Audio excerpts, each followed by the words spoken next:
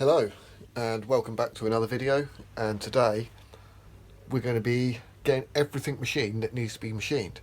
So before we actually get into the video and get everything machined and get everything off to the machine shop, I just wanted to show you how I'm preparing for this time, because there's quite a lot to go. And the guy, the Ferrari technician, he said, yeah, just send everything down and we'll check it. So yeah, right, this is what I've done. So I've done myself a list. You can see I put the block, it's the D5252T. So I've just put that there just to make it easier for reference. But also this list is for me as well, to make sure that I don't forget to send anything else off. So we've got the block, which needs to come off the stand. We've got the head, which is in there all wrapped up. The valves, yeah, these are all the valves in here, with the springs and the top seat and the collets. That's all the valves. But we've got pistons and con rods ×5. Yep, we got them. They're all in there. Oil jets. I did put the oil jets in as well, just in case they fit it. Oh, the old thrust washers, but I'm not really too worried about the old thrust washers. So that's all in that little box. The crankshaft, that's over on the side still. I'll grab that in a moment. And the sump. I'm going to send the sump off because I want them to machine wash it, because no matter how much I wash it, I don't know how well you can see, but there's still bits of metal everywhere. Yeah, so I'm just going to get them to check it also, because someone's gone round with a, I don't know, like a bloody grinder or something. So that's not going to be flat at all. So I want him to check that as well, and if it needs it, I don't know if they can, but maybe it needs skimming. But I'm not sure if you can skim a sump. No idea. Right. Well, this is all going to the machine shop, and we'll catch up with this when it comes back.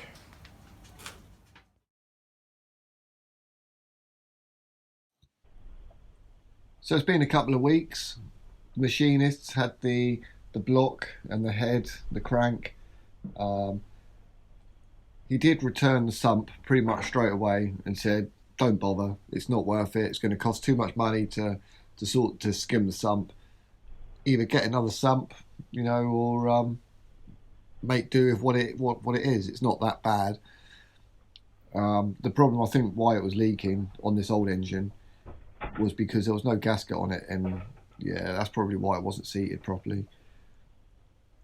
What I think I might do is I will use the sump off the other engine, which isn't a problem. I know that one's flat and it's not going to leak, so that should be fine.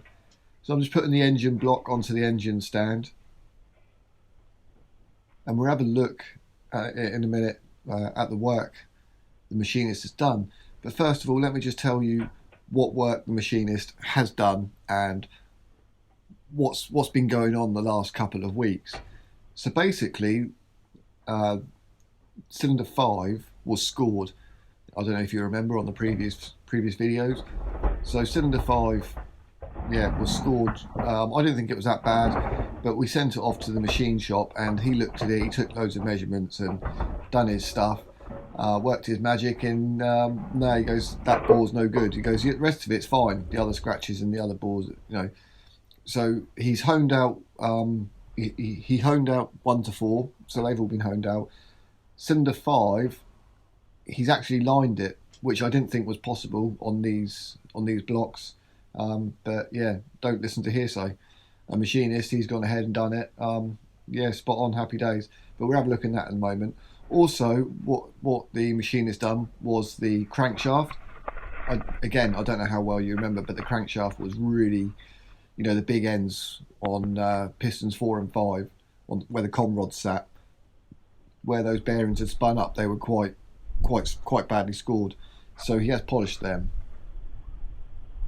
But here we can see, you know, this is the cylinder where he's put the lining in, and yeah, he's done a great job.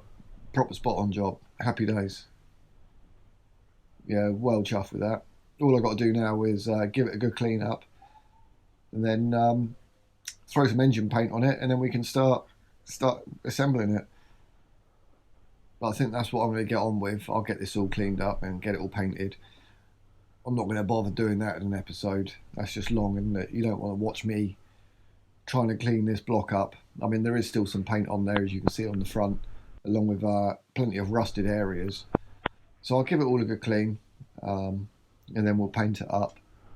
But yeah, let's have a look at the crankshaft, and then we can go and have a look. Once we've seen the crankshaft, we'll have a look at the cylinder head, tell you what was wrong with the cylinder head. So the crankshaft's been ground down here. I've got some new, he supplied all the new bearings. So I've got all the new bearings, piston rings, machine shop supplied absolutely everything for me, just to make my life easier, rather than me trying to hunt around for everything.